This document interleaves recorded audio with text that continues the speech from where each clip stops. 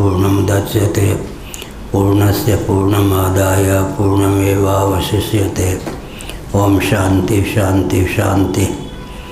नामापिते च मधुरम मधुरम स्वरूपम कर्मापिते च मधुरम मधुरा स्मृतिश्च बुद्धिं प्रबोधय प्रभो मधुबोध शक्तिं विद्यां प्रयच्छ परमां परिभावयामि।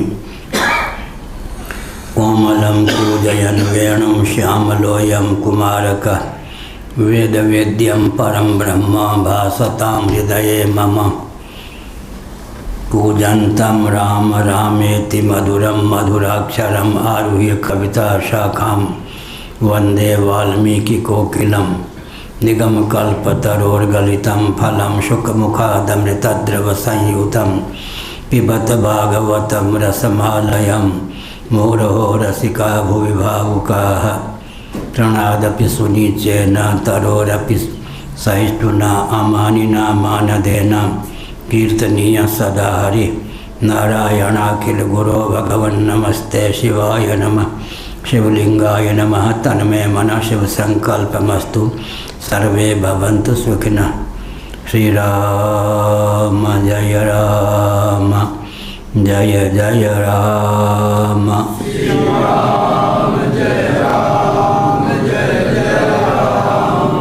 धर्म की अधर्म का प्राणियों में विश्व का गोमाता की गोहत्या भारत सर्वभूत हृदय धर्म सम्राट श्री स्वामी करपात्री जी महाराज की, श्री जगन्नाथ महाप्रभु की, श्री बलभद्र महाप्रभु की, भगवती सुभद्रा देवी की। हर हर महादेव। तस्मादनात्म विज्ञान स्मृति नाम आत्मावगतेरभाव प्राप्ति। आत्मावगते है, आत्मा की अवगति हो जाने पर, आत्म तत्व का सम्यक बोध प्राप्त हो जाने पर अनात्म विज्ञान की स्मृतियों का विलोप हो जाता है, अभाव हो जाता है। वेदांत प्रस्थान के अनुसार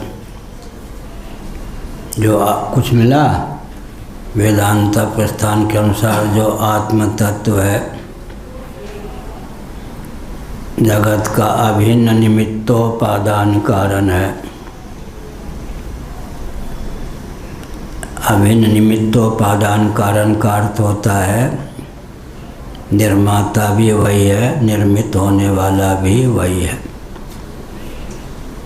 वही करता है, वही कर्म है। तदैक्षत सईक्षांचक्रे शोकामयत।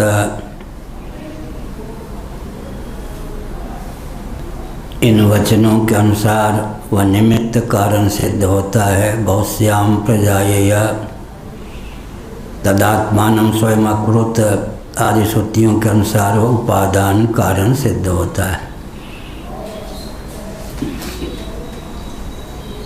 किसी का प्रवचन हो रहा है, बाहर का कोई आया होगा। हाँ, गणित आता ठीक। तो आधुनिक भाषा में मेकर भी वही और मैटर भी वही।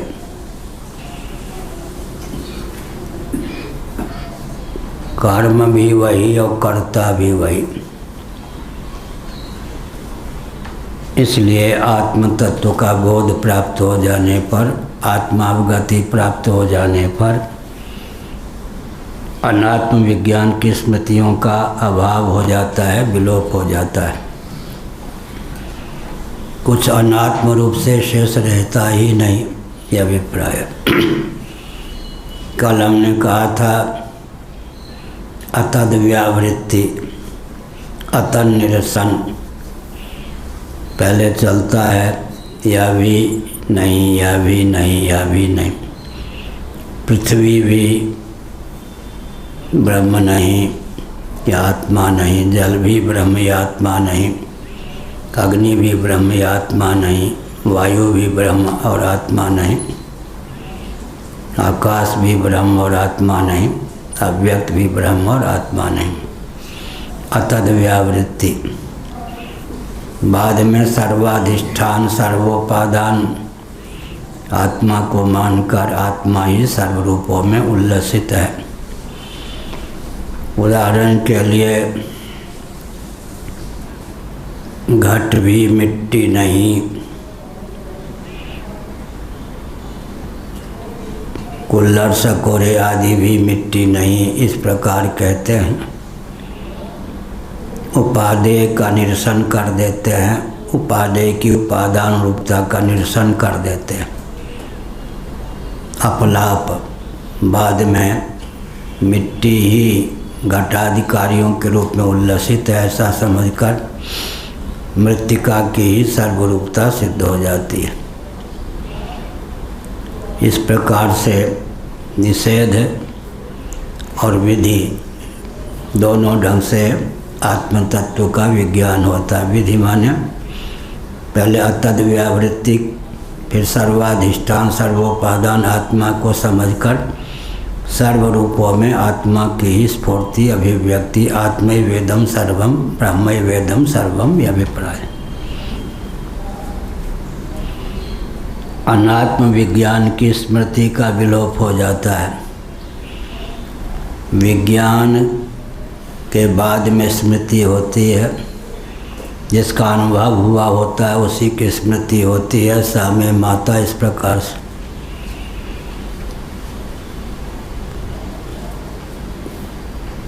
सामान्य दृष्टि यह है कि ब्रह्म का बोध है ही नहीं, ब्रह्म है, ईश्वर है, क्या पता। लेकिन तत्वज्ञ मनुष्यों की दृष्टि में अनात्मा भी कुछ है, क्या पता। आत्मा ही आत्मा है, आत्मा तत्व ही सर्वरूपों में उल्लसित है। किसी के लिए आत्मदर्शन ही दुर्लभ है, किसी के लिए अनात्म दर्शन ही दुर्लभ है। उल्टा, या निशा सर्वभूतानां तस्याम जागृति संयमी, यह अभिप्राय। तस्याहं न प्रणश्यामि सच में न प्रणश्यति, गीता। यो मां पश्यति सर्वत्र सर्वं च मयि पश्यति, तस्याहं न प्रणश्यामि सच में न प्रणश्यति। यो मां पश्यति सर्वत्र सर्वं च मयि पश्यति।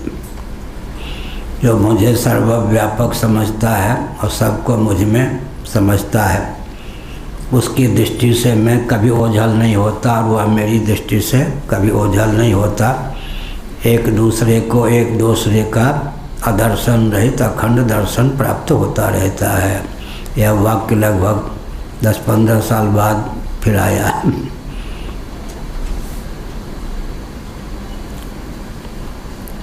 यो माम पश्यति सर्वत्र, जो मुझे सर्वत्र देखता है।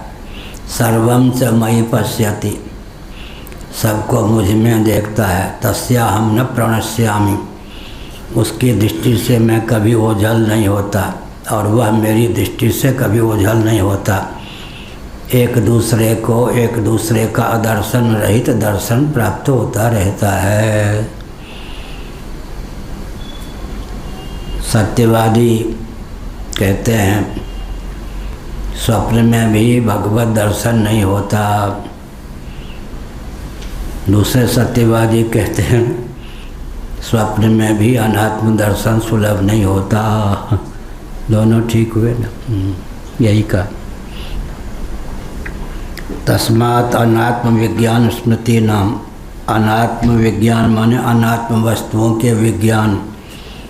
बहुवचन में स्मृति नाम, उनकी स्मृतियाँ, स्त्री पुत्र पृथ्वी आदि के विज्ञान की स्मृतियाँ विलोप्त हो जाती हैं जब सबको सर्वाधिष्ठान सर्वात्म रूप समझ लेते हैं।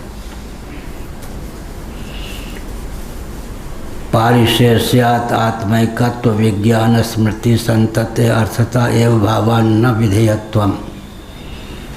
पारिशेष्यात् पारिशेष्य न्याय से बाकी बचा हुआ। जब अनात्म विज्ञान की स्मृति का ही विलोप हो जाता है, सर्वत्र सर्वरूपों में स्वयं को ही समझता है। पारिशेष्यात् आत्मिकत्व विज्ञान स्मृति संतते है। संतति माने प्रवाह, अर्थता एवं आत्मिकत्व विज्ञान की स्मृति की धारा अर्थता अर्थात ही उसे सुलभ होती है। विधेयत्वम न, उसके लिए विधान नहीं होता है, तो स्वभाव सिद्ध हो जाता है, वो विधेय नहीं होता। क्या कहा भरद्वाज जी? जो स्वभाव सिद्ध हो जाता है वो विधेय नहीं है। बढ़िया। विधेय माने विधि का विषय, ठीक। जो स्वभाव सिद्ध होता है वो विधेय नहीं होता, विधेय रह नहीं जाता। किसी के लिए विधेय है, जो स्वभाव सिद्ध हो गया तो विधि प्राप्त नहीं है, स्वभावतः प्राप्त है।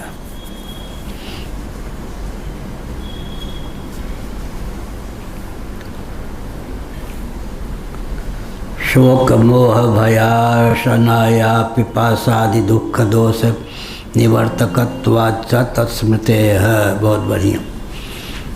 ईशावास्योपनिषद तत्र को मोह का शोक एकत्व अनुपश्यतः। एकत्वदर्शी के जीवन में कहाँ का शोक, कहाँ का मोह। शोक और मोह तरति शोकमात्मविद फल बल कल्प सिद्धांत इसको कहते हैं। फल के बल पर कल्पना करने योग्य सिद्धांत फल बल कल्प। कुछ गुरुदेव ने यह शब्द हमको बताया था, फल बल कल्प। बटादि वृक्षों में बट पीपल पाकर ये सब फल का दर्शन होता है, पुष्प का दर्शन नहीं होता। फलवल कल्प सिद्धांत क्या हुआ? बिना पुष्पित हुए कोई भी लता गुल्म वृक्ष फलयुक्त नहीं हो सकते या हो सकता। अंतः पुष्पित ये वृक्ष हैं, ये लताएं हैं। फलवल कल्प सिद्धांत।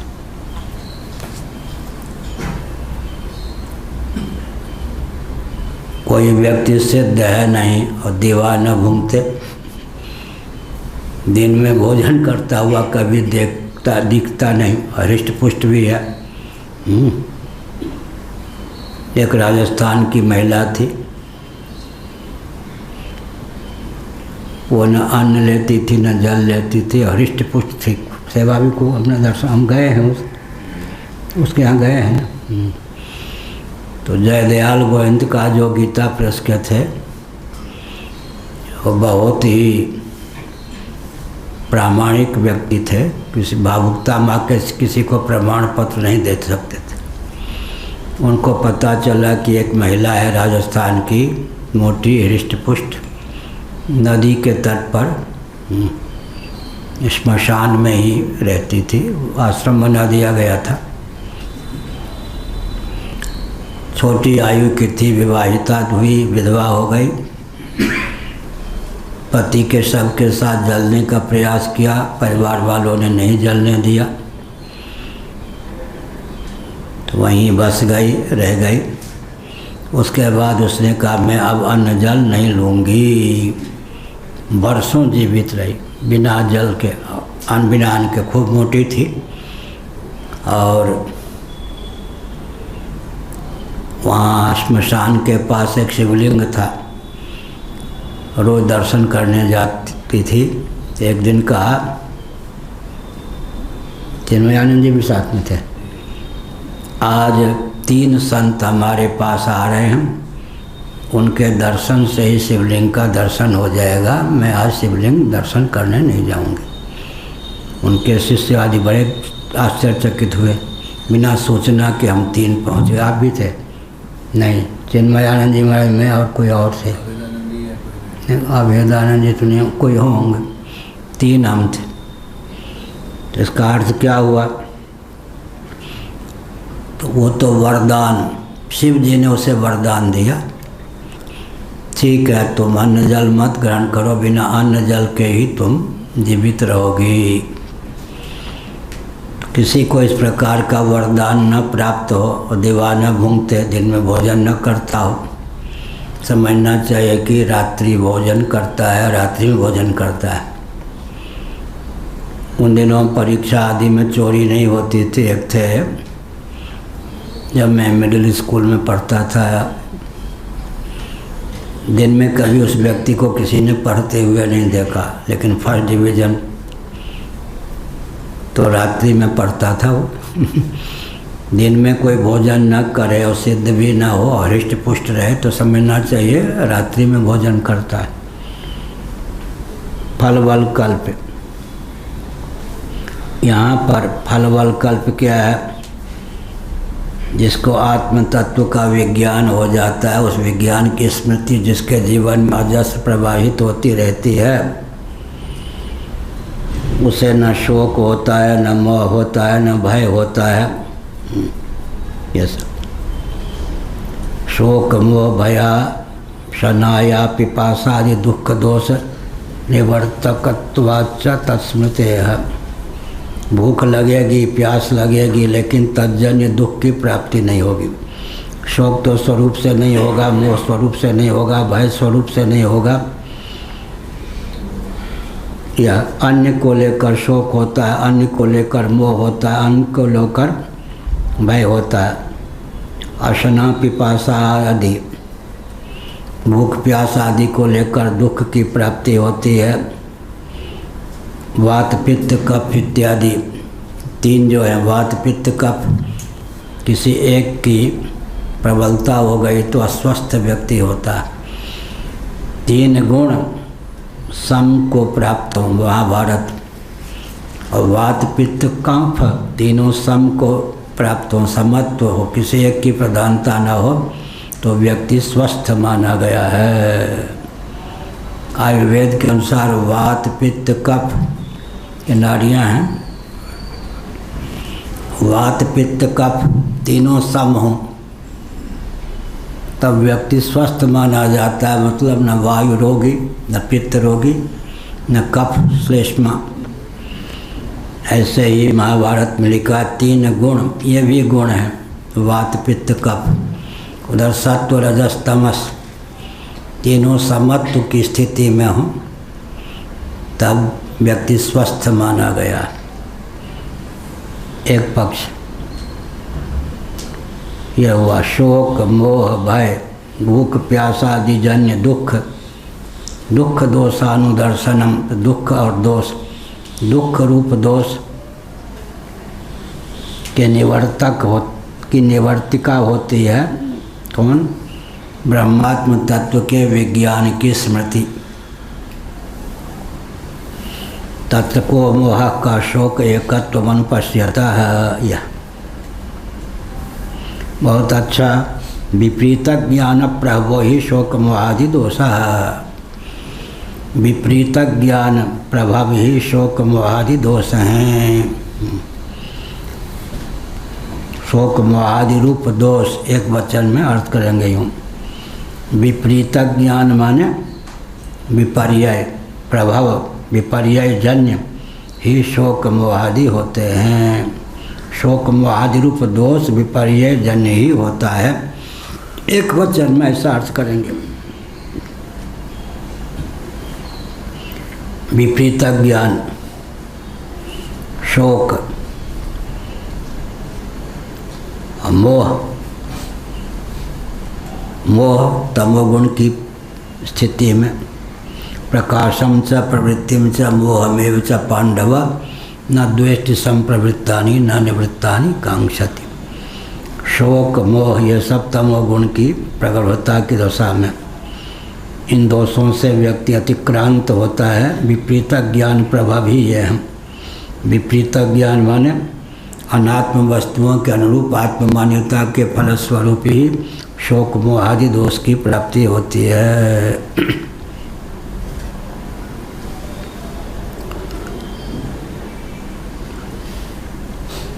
तथा च तत्र को मोह का शोको विद्वान न विभेति कुतश्चन। या को मोह का शोक तथा च तत्र उस आत्म तत्व के विज्ञान की अजस स्मृति की दशा में क्या मोह क्या शोक विद्वान न विभेति कुतश्चन। और विद्वान किसी भी प्रकार से भय को प्राप्त नहीं होता। यहाँ 3 दोष बताए, शोक मोह और भय। भयम द्वितीया विनिवेशत स्यात् द्वितीयाद् वै भयम भवति। बृहदारण्यक और श्रीमद्भागवत का 11वां स्कंध। भयम द्वितीया विनिवेशत स्यात्, वहाँ है द्वितीयाद् वै भयम भवति, लेकिन भागवत के 11वां स्कंध में है द्वितीया विनिवेश से विवरण है। ये एक प्रकार से संक्षिप्त सूत्रात्मिका व्याख्या है। भयम द्वितीया विनिवेशत स्यात्, द्वैत में अभिनिवेश से भय हो जाता है। द्वितीयाद् वै भयम भवति। अब बहुत विचित्र बात है। पंचदशीकार विद्यारण्य स्वामी जी ने लिखा,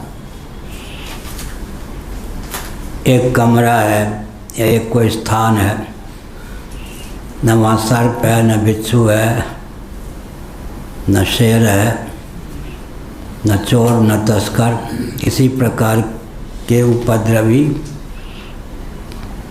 प्राणी वहाँ नहीं, किसी प्रकार का उपद्रव नहीं। लेकिन छोटे बच्चे को वहाँ छोड़ दे माँ, और छिप करके वो देखे कि बच्चे पर क्या प्रभाव, बच्चा रो पड़ेगा। भय में कोई हेतु न होने पर भी रो पड़ेगा, क्योंकि द्वैत सहिष्णुता। माता नहीं दिखाई पड़े, पिता नहीं दिखाई पड़े, बाहर से कोई उपद्रव है नहीं, लेकिन रो पड़ेगा। तो द्वैत की सहिष्णुता के कारण। तो यहाँ पर कहा कि विद्वान जो होते हैं, जिनको आत्म तत्व के विज्ञान की स्मृति प्राप्त होती है। विद्वान का अर्थ क्या हुआ? अप्रोक्षानुभूति संपन्न जो तत्वज्ञ हैं, वो उनका नाम विद्वान भगवान शंकराचार्य लिखते हैं। यहाँ भी विद्वान, ये तो वचन है उद्धृत। केवल जमानी जमा खर्च नहीं, निष्ठा संपन्न का नाम विद्वान है। तत्र को मोह, उस दशा में कौन मोह, क्या शोक। विद्वान तो कभी कहीं किसी से भय को प्राप्त नहीं होता।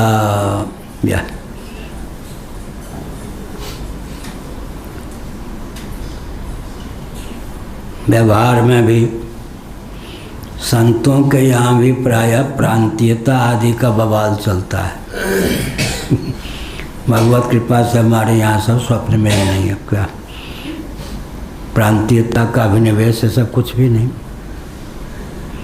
तो हम तो उत्तर प्रदेश में रहे, नैमिषारण्य आदि में। उन दिनों उत्तराखंड भी उत्तर प्रदेश में ही था।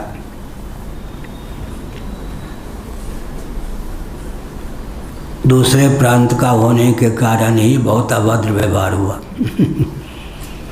इसलिए भी हुआ कि घर द्वार से इसका संपर्क है नहीं, संबंध। मार के फेंक भी दो, गोमती में डुबा दो, तो कौन आंसू पोंछेगा। यही कहेंगे कि नहाने गया था, बह गया। तो हमने देखा संतों के यहाँ भी प्रांतीयता इत्यादि का व्यामोह बहुत होता है। यह नहीं, लेकिन हम निर्भीक क्यों रहते थे? अरे हम किसी और प्रांत में हैं, लेकिन ईश्वर यहाँ है या नहीं? कहीं भी चले जाएं, भगवान वहाँ रहेंगे या नहीं? भगवान तो हरिव्यापक सर्वत्र समाना। हम भगवान के समाश्रित होकर बाबा बने हैं या किसी व्यक्ति के समाश्रित होकर? इस जीवन में भगवान से परिचय बाद में है, किसी बाबा से परिचय बाद में है, या पहले भगवान से पहले परिचय है, बाबा से परिचय बाद में है, किसी संत से परिचय बाद में हुआ, भगवान से परिचय पहले प्राप्त। जहाँ जाएंगे वहाँ रक्षक भगवान होंगे या नहीं। उत्तराखंड में लोग कहें बाबा तुम एक लोटा भी नहीं रखते, कमंडल भी नहीं, और झरना जहाँ है वहाँ तुम यहाँ सोओगे, कल जब हम आएंगे ना तुम्हारा सब यहाँ दिखेगा नहीं, तुम्हारी हड्डियाँ दिखेंगी। यहाँ रात में शेर पानी पीने आते हैं, तुम लोटा भी नहीं रखते, रात में प्यास लगी तो कहाँ पानी पिएंगे, यहीं शेर रोज आता है पानी पीने, कल तुम्हारी हड्डी दिखाई पड़ेगी। तो हम कहते हैं यहाँ भगवान है या नहीं, यहाँ भी भगवान है। वहीं लेट जाते घोर जंगल में।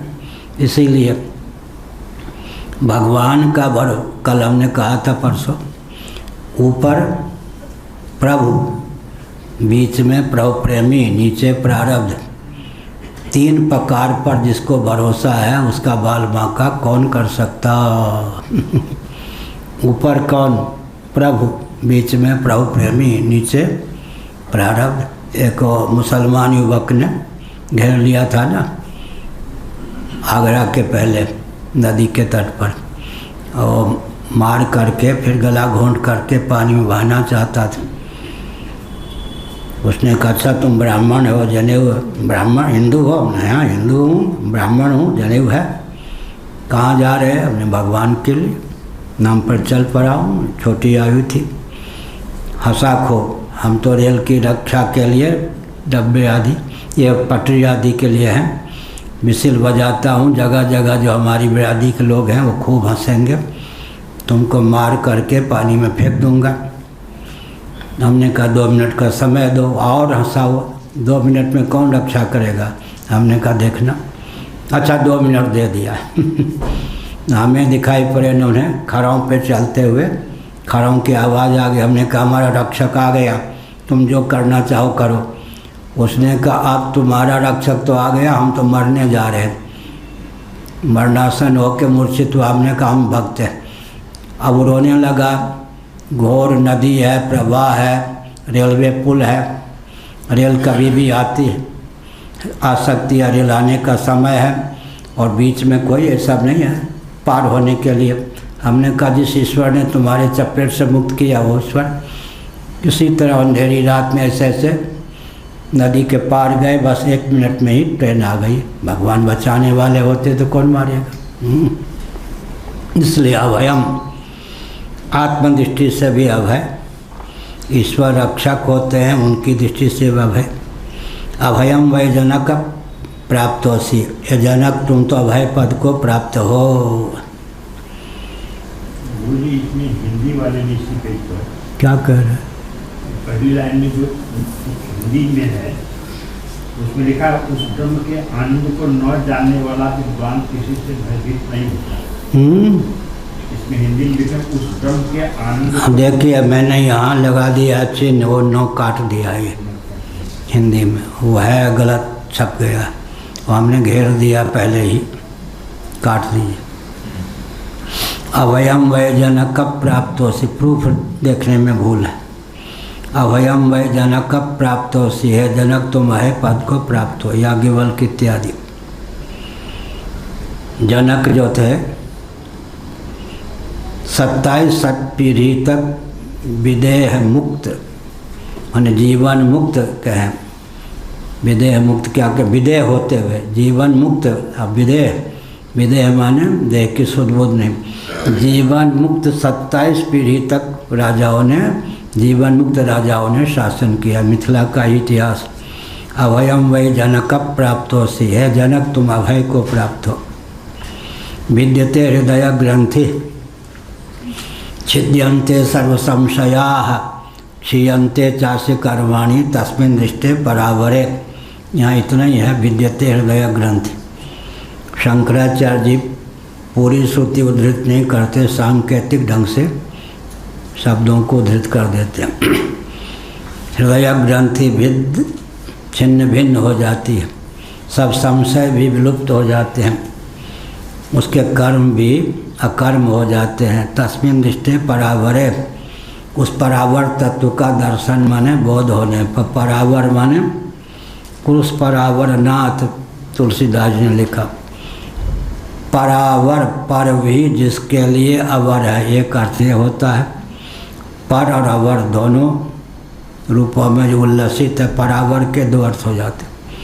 पर माने अव्यक्त, भी जिसके लिए अवर है। एक पर और अवर, कारण और कार्य दोनों रूपों में जो उल्लसित है। परावर शब्द विद्यते हृदय ग्रंथि। हृदय ग्रंथि माने हृदय ग्रंथि, कामक ग्रंथि, जड़क ग्रंथि, सब पर्यायवाचक। कहीं शब्द होता है कामक ग्रंथि, कहीं होता है हृदय ग्रंथि, कहीं होता है जड़क ग्रंथि। जड़ चेतनई ग्रंथि पर गई, यद्यपि मिश्रा छूटत कठिनाई।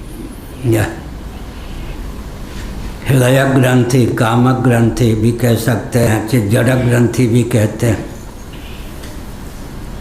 विद्यते हृदय ग्रंथि, उस आत्म तत्व का विज्ञान हो जाने पर, आत्मानुरूप आत्म तत्व का विज्ञान हो जाने पर हृदय ग्रंथि भिन्न छिन्न भिन्न हो जाती है। माने हृदय ग्रंथि शेष नहीं रहती, सब प्रकार के संशय विलुप्त हो जाते हैं। इत्यादि श्रुतया, इन श्रुतियों के अनुशीलन से, यह टिप्पणी में कहा आहु, इन श्रुतियों के अनुशीलन से यह तत्व सिद्ध है। इन श्रुतियों ने इस तथ्य को उद्भाषित किया है। निरोधस्तर्ह्यर्थांतरम इति चेत, अब ये हुआ योग चित्तवृत्ति निरोध। योग जो है चित्तवृत्ति का निरोध है। योग दर्शन के अनुसार यहाँ पर पूर्व पक्ष प्राप्त है। भगवान शंकराचार्य के नाम से योग दर्शन पर एक भाष्य सुलभ है। वृंदावन में तो ग्रंथ मेरे पास था, यहाँ हम लाए या नहीं कुछ ही पता नहीं। पहले हमने खूब अध्ययन किया था। यहाँ है चतुसूत्री पर हमने प्रवचन भी किया था। आदि शंकराचार्य का ग्रंथ है या बाद के किन्हीं शंकराचार्य का बहुत बढ़िया भाष्य है योग दर्शन पर। चित्तवृत्ति के निरोध का नाम योग है। चित्तवृत्ति निरोध, प्रमाण, विपर्यय, विकल्प, निद्रा, स्मृति, 5 प्रकार की चित्तवृत्तियाँ हैं, उनके निरोध का नाम योग है। लेकिन अविप्लव विवेक ख्याति से योगी मोक्ष मानते हैं, वृत्ति के निरोध से नहीं। हमारा सबसे प्यारा ग्रंथ पहले कौन? योग दर्शन। सबसे पहले हमने योग दर्शन का ही अध्ययन किया। पातंजल योग प्रतीप बाद में गीता प्रेस से प्रकाशित हुआ। बचपन में विद्यार्थी जीवन में सबसे पहले योग दर्शन का ही अध्ययन किया अपने आप। यहाँ का चित्तवृत्ति का निरोध, लेकिन योग दर्शन में भी अविप्लव विवेक ख्याति से मोक्ष मान्य है, चित्तवृत्ति निरोध से नहीं। दूसरी बात है कि यहाँ तो वृत्ति अपेक्षित है, निरुद्ध, वृत्ति की निरुद्धता अपेक्षित है या वृत्ति अपेक्षित है। सोहमस्मिति वृत्ति अखंडा दीप शिखा स्वयं परम प्रचंडा आत्म अनुभव सुख सुप्रकाशाता भामूल भेद ब्रह्मनाशा। सोहमस्मिति वृत्ति अखंडा, ब्रह्माकार वृत्ति। यहाँ वृत्ति अपेक्षित है या वृत्ति का निरोध अपेक्षित है। भगवान शंकराचार्य महाभाग ने अपने भाष्यों में लिखा, ये भी उन्हीं का भाष्य है, अन्यत्र लिखा, जिसके बारे में सुना हो कहीं उसका दर्शन भी हो जाए तो सोने में सुगंध की बात हुई है नहीं। जिसके बारे में सुना हो कहीं उसका दर्शन भी हो जाए तो जिसके बारे में सुना हो उसका दर्शन भी हो जाए तो यही की घटना है। तो मैं तो जैसा रहता हूँ वहाँ था द्वार के पास, 29-30 साल पहले की बात। गुजरात के कोई 1-2 व्यक्ति आए, भाई साहब शंकराचार्य कहाँ हैं? हमसे कहा। तो हमने सोचा मैं अगर कहूँ कि मैं शंकराचार्य हूँ तो गाली देगा, भले ही हमको मानेगा नहीं। उन दिनों कोई चित्र आदि छपने की बात भी नहीं होती थी। तो हमने सोचा क्या करना चाहिए, झूठ भी नहीं बोलना चाहिए। आज शंकराचार्य की मूर्ति तो है ही, पहले तो कोने में हमने अब सामने करवा दिया। हमने संकेत किया नीचे गया, विद्यार्थी लोग थे, ए बच्चे शंकराचार्य, उन्होंने कहा ऊपर। वो हमारी ओर संकेत किया होगा। बड़ा विचित्र खेल है यहाँ। भाई साहब तुम कहते हो नीचे, बच्चे कहते ऊपर। तो मैंने कहा मुझको ही मान लो है, तो शंकराचार्य हो सकता है। डांट अलग पड़ गई। एक छोटा सा रसोई घर जैसा था, यहीं था क्या, कहाँ था? बरामदे महाराज के रसोई घर। शंकराचार्य हुआ तो वही मुझे रहने के लिए मिला था। और विद्यार्थी लोग जाते वहाँ, शौचालय के लिए जाऊँ तो विद्यार्थी लोग रुक शंकराचार्य, हमको पहले होने दे। शंकराचार्य हो गया था तब यहाँ का जो वातावरण था, बोल भी नहीं। हम पंक्ति लगा, अच्छा भाई तुम ही पहले पंक्ति लगा, मैं तो रुक शंकराचार्य। यहाँ का वातावरण ऐसे। शंकराचार्य होने के बाद यहाँ के बच्चे कहते रुक। और मोहिनी सबको सिखाती थी। तो गंगाधर में जी जुड़ गए थे। एक व्यक्ति आया शंकराचार्य, गोवा से, शंकराचार्य से मिलना चाहते हैं। उन्होंने अपनी ओर से क्या कह दिया, शंकराचार्य इतने सुलभ नहीं होते। 2 घंटे बाद वो समुद्र किनारे से घूम के आया, गंगाधर में जी आए। कोई बाहर का व्यक्ति आया है, गोया का। मैं जानता था कि आप इस समय यहीं हैं। मैंने 2 घंटे विलम्ब से मिलेंगे, शंकराचार्य का एक नहीं मिलते ये, नहीं तो आप कहे वो कुछ गिनता नहीं। हमने कहा 2 घंटे आपने दिया है ना, 2 घंटे बाद आएगा फिर भी नहीं गिनेगा वो। अच्छा अब वो घूम घाम के आया। छोटा सा कमरा जिसमें वर्षा हो तो मेरे शरीर पर ही सब पानी गिरे। तो वो हिंदी नहीं जानता था, एक अनुवादक था, वो अंग्रेजी में बोले। उसको लगता था मैं अंग्रेजी जानता नहीं, मैं बोलता नहीं अंग्रेजी। इंग्लिश मीडियम से पढ़ा हूँ लेकिन अंग्रेजी बोलता नहीं। मैं हाई स्कूल तक तो, हायर सेकेंडरी तक तो इंग्लिश मीडियम से पढ़ा हूँ। अंग्रेजी बोलता नहीं, कहीं 1-2 शब्द बोल दिया। उसने कहा कुछ चढ़ाओ। उसने कहा जो शंकराचार्य 2 घंटे में ही मिल सकता है उसको हम कुछ गिनेंगे, 1 रुपया यहाँ नहीं चढ़ाएंगे। वो गाली दे के चला गया। इसका अर्थ क्या हुआ?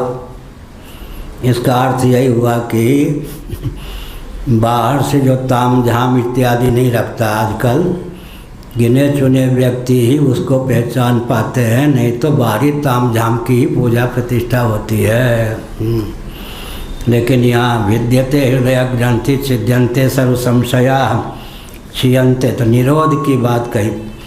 यहाँ पर योग दर्शन में भी चित्तवृत्ति निरोध जो है मोक्ष में हेतु न होकर अविप्लव विवेक ख्याति ही हेतु है। इसलिए हमने कहा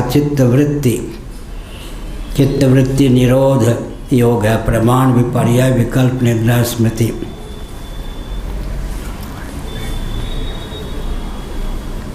तो अथापि स्यात् चित्तवृत्ति निरोधस्य वेद वाक्य जनितात्म विज्ञानात् अर्थांतरत्वात्। निरोध भी तो मोक्ष का साधन है। वेद वाक्य जनित आत्मविज्ञान से अर्थांतर होने एवं शास्त्रांतर में मोक्ष के लिए, शास्त्रांतर मन योग दर्शन में कर्तव्य रूप से अवगत है। चित्तवृत्ति का निरोध विधि परक है वह क्यों न मोक्ष का साक्षात साधन मान्य हो। तो शंकराचार्य की बात में कह रहा था, आदि शंकराचार्य ने लिखा है, जिसके बारे में सुना हो कदाचित उसका दर्शन भी हो जाए तो पूर्ण निष्ठा हो जाती है। ऐसे ही जिस आत्म तत्व के बारे में हमने सुना है, सत्पुरुषों के मुखारबिंद से या वेदांत ग्रंथों में पढ़ा है, वृत्ति के निरोध हो जाने पर वृत्ति सारूप्य ताकि प्राप्ति नहीं होती, तो आत्मानुरूप होकर ही आत्म तत्व शेष रहता है। अतः भगवान शंकराचार्य महाभाग ने अपने ग्रंथों में लिखा, एक क्षण भी समाधि हो जाए तो वेदांत प्रस्थान के अनुसार जिस प्रकार के आत्म तत्व को हमने सुना है, वह आत्म तत्व वैसे ही होकर समाधि में शेष रहने के कारण निष्ठा अटूट हो जाती है। शंकराचार्य ने लिखा। या चित्तवृत्ति निरोध, चित्तवृत्ति निरोध, वृत्ति का जस प्रवाह चाहिए, लेकिन चित्तवृत्ति निरोध रूप समाधि प्राप्त हो जाए तो, कल परसों मैंने कहा था, वृत्ति सारूप्य, वृत्ति के अनुरूप आत्म तत्व की मान्यता हो जाती है वृत्ति प्रवाह के समय। लेकिन प्रश्न उठता है कि चित्त वृत्ति का निरोध हो जाने पर चित्त का तो निरोध नहीं होगा, तो वृत्ति सारूप्य न सही, चित्त सारूप्य तो प्राप्त होगा ही। क्या प्रमाण, विपर्यय, विकल्प, निद्रा, स्मृति, 5 प्रकार की चित्त वृत्तियों का कदाचित निरोध हो जाए तो वृत्ति के निरोध से फिर चित्त का निरोध तो नहीं होगा। जल तरंग के निरोध से जल का निरोध तो प्राप्त नहीं होगा। तो चित्त वृत्ति सारूप्य न सही, चित्त सारूप्य तो रहेगा ही। चित्त भी तो अनात्मा है। तो फिर क्या हुआ? चित्तम चिदिति जानीयात् सदाचारानुपालनम। भगवान शंकराचार्य, चित्तम चिदिति जानीयात् तकार रहितम यदा तकारो विषयाध्यास जपारागो यथा मणव। चित्त वृत्ति के निरुद्ध हो जाने पर चित्त जो है आत्म सारूप्य को प्राप्त होता है, आत्म तत्व चित्त सारूप्य को प्राप्त नहीं होता। इसलिए वृत्ति की दशा में आत्म तत्व वृत्ति सारूप्य को प्राप्त हो सकता है, लेकिन वृत्ति के निरोध हो जाने पर जो चित्त रहता है वो आत्म सारूप्य को प्राप्त हो जाता है, आत्म तत्व चित्त सारूप्य को प्राप्त नहीं होता। चित्त ही आत्म सारूप्य को प्राप्त हो जाता है। ये हमने अपनी ओर से बताया। क्यों? क्योंकि 6 महीने तक 12-12, 14-14 घंटे नित्य निर्विकल्प समाधि में दिल्ली में विद्यार्थी जीवन में रहे। कभी कभी छत पर सफाई करने वाले 1 सप्ताह 2 सप्ताह में आ जाती, वो खूब चिल्लाती, तुम्हारे भाई को शिकायत करूँगी, पढ़ता है या ध्यान लगा के बैठा रहता है। कम से कम 12 घंटे नहीं तो 15 घंटे तक नित्य 6-6 महीने समाधि का भी अनुभव है। इसलिए कोई खतरा नहीं, अनुभव के आधार पर ही बोल रहे, भाष्यकार तो ने तो लिखा ही है। अथापि चित्त वृत्ति निरोधस्य वेदवाक्य जनितात्म विज्ञानात् अर्थांतरत्वात्। निरोध भी तो मोक्ष का साधन है। वेद वाक्य जन्य आत्मविज्ञान से अर्थांतर होने के कारण शास्त्रांतर में मन योग दर्शन में मोक्ष के लिए कर्तव्य रूप से प्राप्त है। चित्त वृत्ति निरोध की विधि पड़ता तो है ही, मतलब चित्त वृत्ति निरोध कर्तव्य है।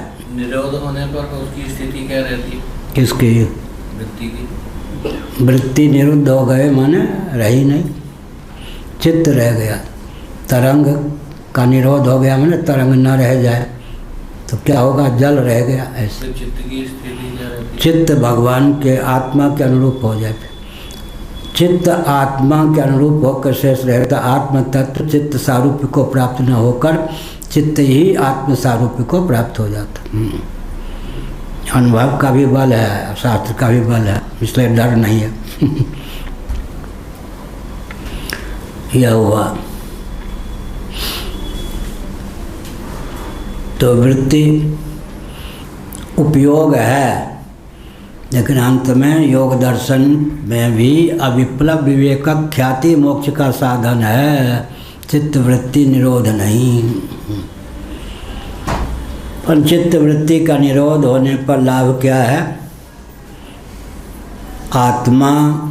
आत्मा के अनुरूप ही शेष रह जाए वृत्ति के निरोध हो जाने पर। यह वही शंकराचार्य ने लिखा है अपने ग्रंथों में, जिसके बारे में सुना था कहीं उसका दर्शन भी हो जाए तो सोने में सुगंध। ऐसे ही जब वृत्ति निरुद्ध हो जाती हैं, चित्त वृत्तियाँ निरुद्ध हो जाती हैं, तब क्या होता है? चित्त शेष रहता है।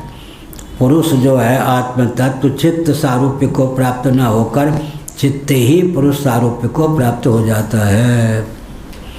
चित्तम चिदिति जानीयात् तकार रहितम यदा तकारो विषयाध्यास जपा रागो यथा मणौ। एक दिन हमने कहा था तकारो विषयाध्यास, ब्रह्मसूत्र अध्यास भाष्य में शंकराचार्य ने जो लिखा उन्हीं का वचन उसके विरुद्ध है यहाँ पर।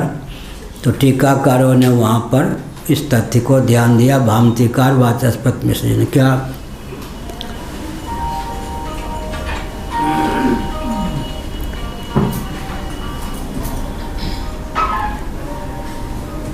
चित्तम चिदिति जानीयात् तकार रहितम यदा अध्यास तकारो विषयाध्यास जपा रागो यथा मणौ।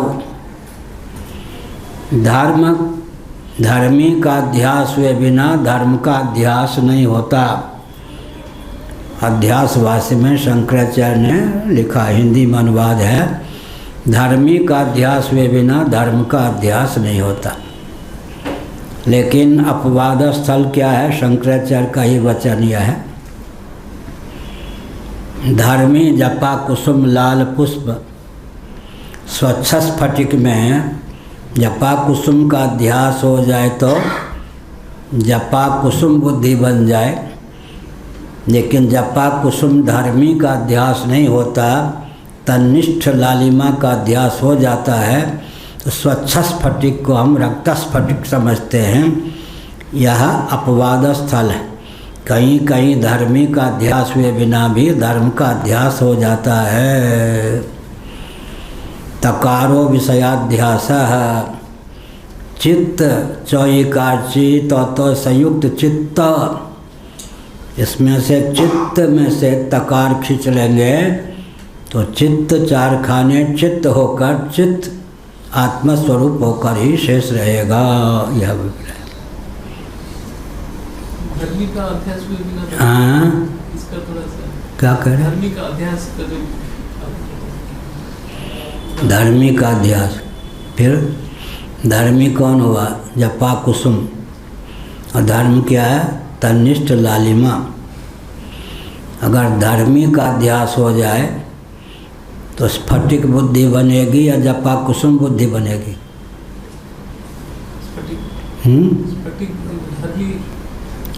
फिर से सुनिए, धर्मी माने जपा कुसुम दृष्टांत में लाल पुष्प, मैथिली में बोलते ओरहुल, संस्कृत में बोलते जपा कुसुम। जपा कुसुम है ना बहुत फूल, या कोई लाल पुष्प गुलाबे ले लो, वो धर्मी हो गया। उसका धर्म क्या? उसमें लालिमा स्फटिक मणि यहाँ है, यहाँ पर गुलाब का पुष्प रख दिया या जपा कुसुम रख दिए।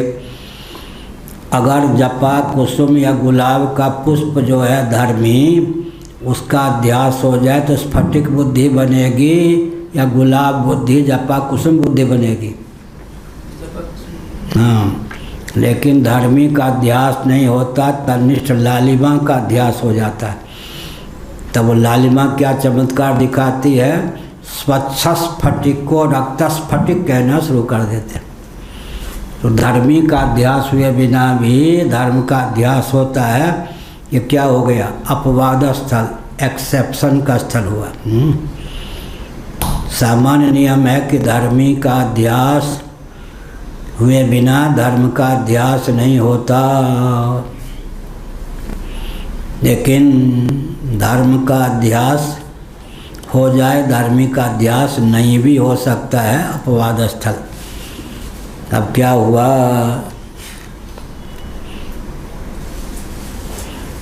चित्त का अध्यास हो गया। तो चित्त के अनुरूप ही आत्मा को मानने लगेंगे या नहीं। वो धर्मी का अध्यास हो गया तो चित्त के अनुरूप ही आत्मा को मानने लगेंगे। आत्मा जो है अंतःकरण में उसके संबंध का अध्यास होता है, आत्म तत्व कहीं अध्यस्त नहीं होता। और अंतःकरण का अध्यास हो जाएगा तो चित्त के अनुरूप, अंतःकरण के अनुरूप आत्मा को मानने लगेंगे। इसी प्रकार से वृत्ति का निरोध हो गया तो वृत्ति सारूप्य की प्राप्ति नहीं हुई। अब चित्त सारूप्य की प्राप्ति होगी क्या, उस समय जो चित्त है वही आत्म सारूप्य को प्राप्त हो जाएगा, अर्थात आत्मा से एकीभूत हो जाएगा, अर्थात पृथक से चित्त की प्रतीति नहीं होगी। तो चित्त सारूप्य और चित्त वृत्ति सारूप्य में अंतर हुआ। वृत्ति का निरोध हो जाने पर वृत्ति सारूप्य विखंडित, तब जो वृत्ति रहित जो चित्त है, वृत्ति रहित जो चित्त है वो फिर आत्म सारूप्य को प्राप्त हो जाएगा। आत्म तत्व चित्त सारूप्य को प्राप्त नहीं होगा।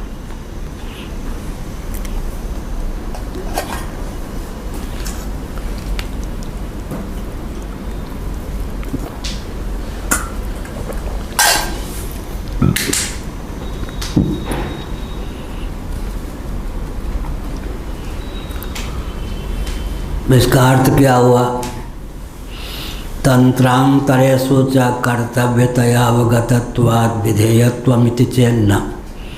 तंत्रांतर माने योग आदि में, योग आदि प्रस्थान में चित्तवृत्ति का निरोध कर्तव्य रूप से प्राप्त होने पर भी इस वेदांत प्रस्थान में वह कर्तव्य रूप से प्राप्त नहीं है। क्यों, मोक्ष साधनत्वेन अनवगमात्, मोक्ष साधन के रूप में चित्तवृत्ति का निरोध अनवगम को प्राप्त है, अर्थात विहित नहीं। साक्षात चित्तवृत्ति का निरोध अपेक्षित नहीं है। आरंभ में समाधि लगे तो क्या लिखा शंकराचार्य ने, अत्यंत वैराग्यवत समाधि समाहित से दृढ़ प्रबोध। यहाँ भाष्य इस प्रकार है, वहाँ शंकराचार्य का वचन यह, विवेक चूड़ामणि आदि, अत्यंत वैराग्यवत समाधि, अत्यंत वैराग्य संपन्न व्यक्ति को समाधि प्राप्त होती है। समाहित से दृढ़ प्रबोध, समाधि की अनुभूति जिनको प्राप्त है उन्हीं को दृढ़ बोध होता है, निष्ठा प्राप्त होती है।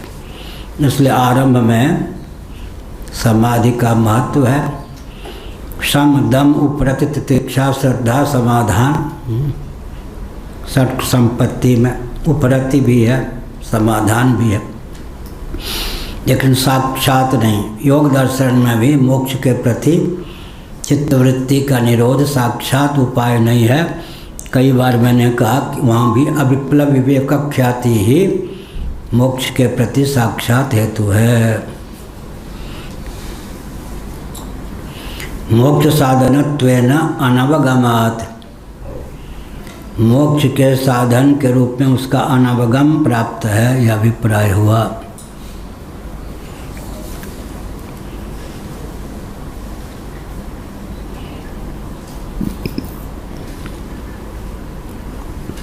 निरोधस्य, निरोध जो है मोक्ष के साधन के रूप में प्राप्त नहीं वेदांतेषु ब्रह्मात्म विज्ञानात् अन्यत् परम पुरुषार्थ साधनत्वेन अवगम्यते। शंकराचार्य की विशेषता क्या है? मोक्ष साधनत्वेन अनवगमात्, यह हो गया सूत्र वाक्य, हमारे पूज्य गुरुदेव का दिया हुआ शब्द है सूत्र वाक्य। फिर सूत्रानुकारी वाक्य, पहले समाज शैली में कोई सूत्रात्मक वाक्य लिखते हैं शंकराचार्य, फिर स्वयं उसका विवरण कर देते हैं। इस सूत्र वाक्य का अर्थ सूत्रानुकारी वाक्य क्या है? नहीं वेदांतेषु ब्रह्मात्म विज्ञानात् अन्यत् परम पुरुषार्थ साधनत्वेन अवगम्यते। वेदांतेषु, वेदांतों में, वेदांत का अर्थ क्या होता है? उपनिषद। वेदांत माने उपनिषद, वेदों का अंत माने शिरोभाग।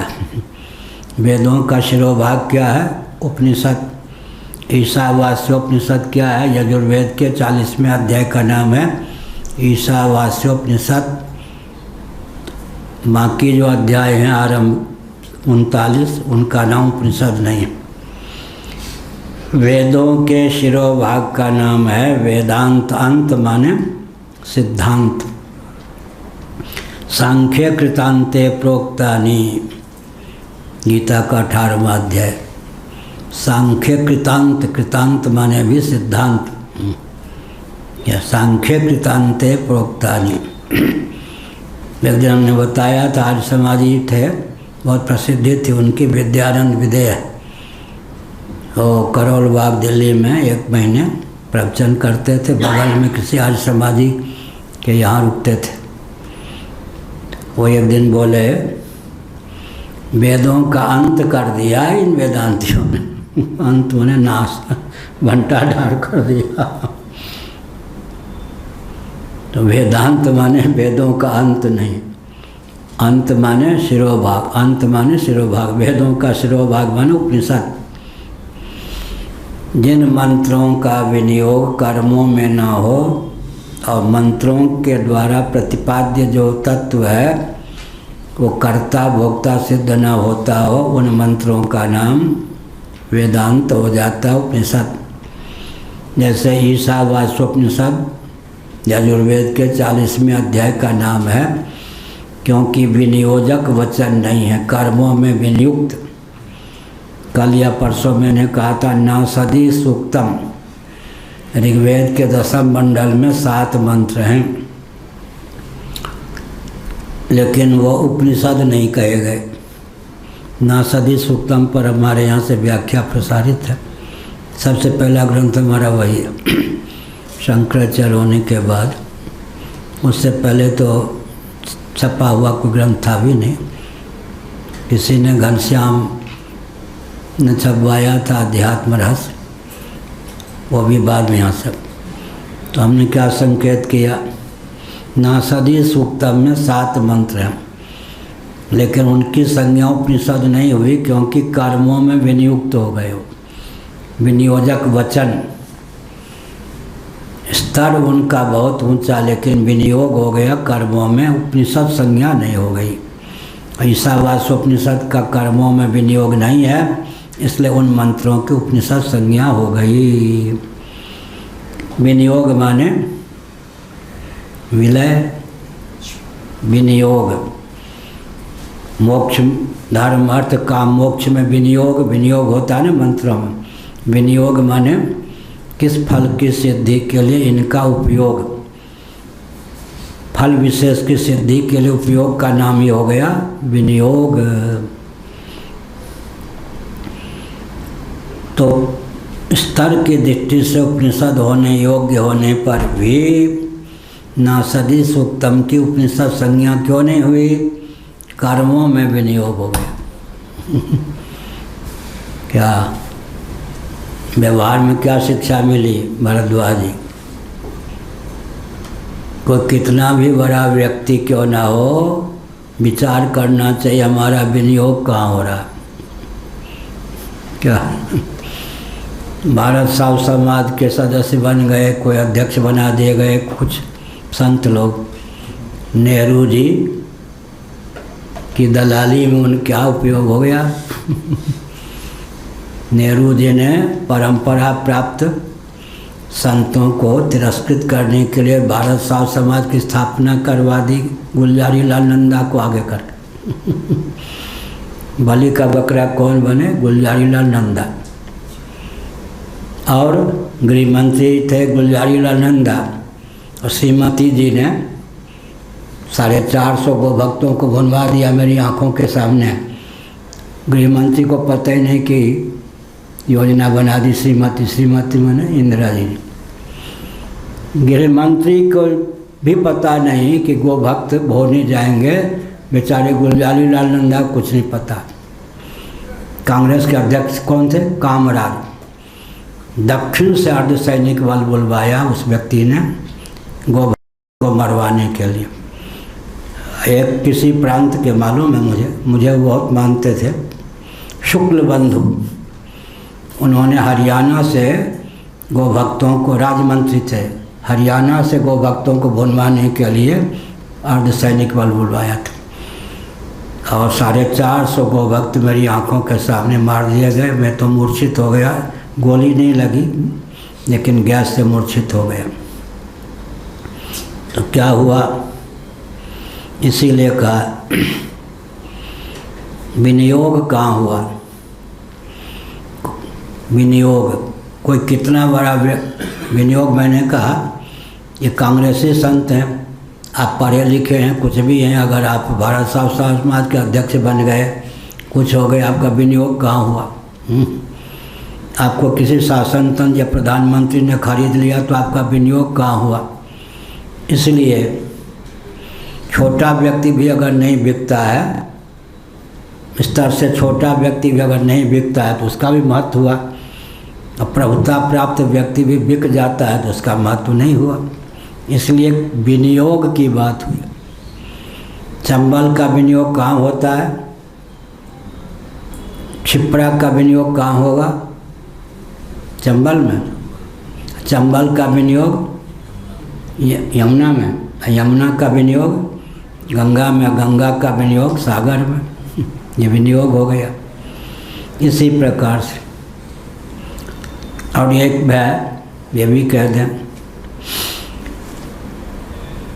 पूर्व सिद्ध का विलय होने पर भी उत्तर सिद्ध अगर प्रबल हो तो उत्तर सिद्ध का नाम चलता है। क्या उदाहरण होगा? गोमती। गोमती पुरानी नदी है या गंगा? मनु के समय भी गए नहावन गोमती तीरा। मनु जी के समय भी गोमती नदी थी या नहीं? गोमती तो पुरानी नदी है, गंगा बाद में आई है ना, भगीरथ। लेकिन गोमती का लय गंगा में मानेंगे या गंगा का लय गोमती में मानेंगे? लय हुआ है, अब नाम गंगा हुआ या गोमती? कहो पंडित जी। गंगा। क्यों? गोमती का लय हो गया गंगा जी। क्यों नाम गंगा क्यों पड़ा, गोमती क्यों नहीं पड़ गया फिर? गंगा जी की ख्याति है। गंगा जी की ख्याति महिमा अधिक। हाँ, उत्तर सिद्ध भी अगर प्रबल है, पूर्व सिद्ध में उसका विनियोग नहीं माना जाएगा, पूर्व सिद्ध का विनियोग उत्तर सिद्ध में माना जाएगा। ये भी हुआ या नहीं? एक थे हमारे गुरु भाई हमसानंद जी, पुराने ऋषिकेश स्वर्गाश्रम में रहते थे गंगा पार। एक व्यक्ति ने कहा महाराज मैं दर्शन करने जा रहा हूँ जगन्नाथपुरी। ठीक, उन दिनों में शंकराचार्य हुए थे। वो कैसे कहते, और वो हमारे बड़े गुरु भाई थे, वेदांत पे 2-4 प्रोफेसर याद था, पर उसी से दाग जमा दिया था पूरे। उन्होंने कहा एक निश्चलानंद नामक दंडी स्वामी कोई होगा, समय मिले तो उससे भी मिल लेना। ये कैसे कहते कि पूरी के शंकराचार्य से मिल लेना, उनके लिए तो व्यक्तित्व का प्रश्न था। अब उन दिनों तो मैं शंकराचार्य हुआ ही था। अभी भी दलाई लामा जी का नाम हम लोग को मालूम है क्या? दलाई लामा पद है, नाम तो उनका अलग है। दलाई लामा पद है ना, नाम तो अलग है, अखबार में कभी कभी छपता है असली नाम। शंकराचार्य पद है, निश्चलानंद तो नाम है। बेचारे पुरी में 3 घंटे ढूंढते रहे, निश्चलानंद निश्चलानंद निश्चलानंद। बाद में दैवयोग से ढूंढते ढूंढते इधर दैवयोग से किसी को मालूम था, उसने कहा अच्छा वो पुरी के शंकराचार्य होंगे, जाके मिलो। हमसे कहा आपको कोई जानता ही नहीं, तो हमने कहा हम क्या करें। हमने कहा क्या निश्चलानंद निश्चलानंद घूमते रहे, 3 घंटे नहीं मिले कोई। हमने कहा किसने भेजा। हमने कहा वो मेरे बड़े गुरु भाई होके कैसे कहते कि शंकराचार्य से मिल लेना, उनके लिए तो अपमान का विषय हुआ ना। इसलिए यहाँ पर कहा अगर कोई बड़ा भी हो, पुराना गुरु भाई भी हो, छोटा गुरु भाई शंकराचार्य हो जाए तो प्रभुता किसकी रहेगी। इसलिए पूर्व सिद्ध भी अगर कोई है, प्रबल है उत्तर सिद्ध, उत्तर सिद्ध में उसका विनियोग होगा, विलय होगा, ये सब मर्यादा है।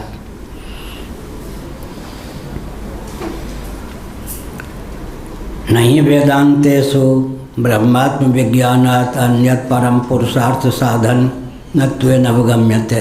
बात याद आ गई, पूर्वाचार्य ने मुझे शंकराचार्य बना दिया। अब हमको कहा कि दिल्ली ले चलना है, सबसे पहला अभिनंदन वहाँ करवाएंगे। दिल्ली ले गए, 7 नंबर कोठी में रुके।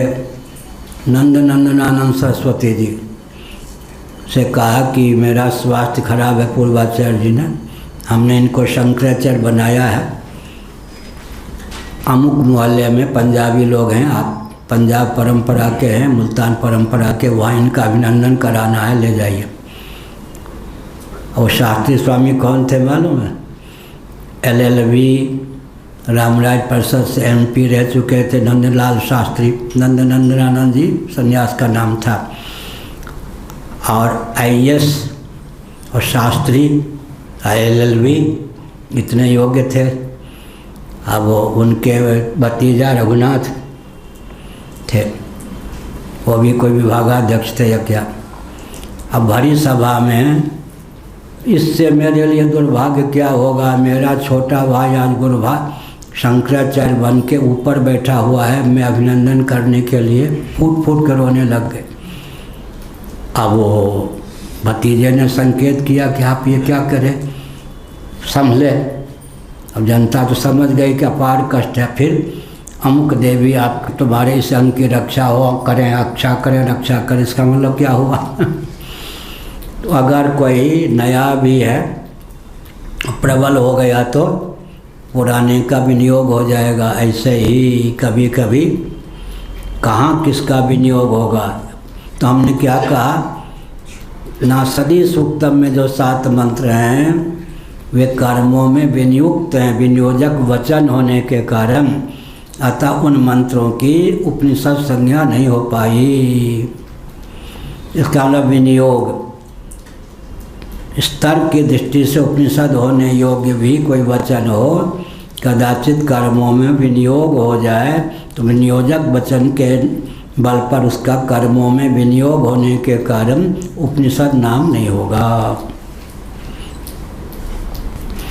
तो व्यवहार में क्या शिक्षा मिली, कौन कितना विद्वान है, प्रभावशाली है, धनी है, अपनी जगह, किसका विनियोग किस में हो गया, किसका विनियोग किस में हो गया, इस पर देखना चाहिए।